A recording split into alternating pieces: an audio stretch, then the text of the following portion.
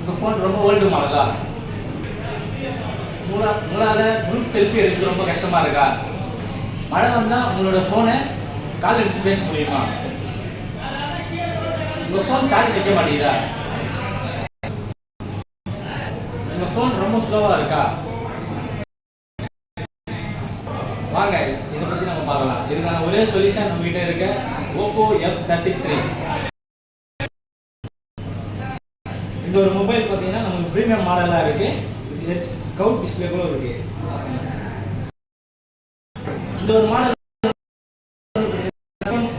Use பண்ணுற மாதிரி இருக்குது.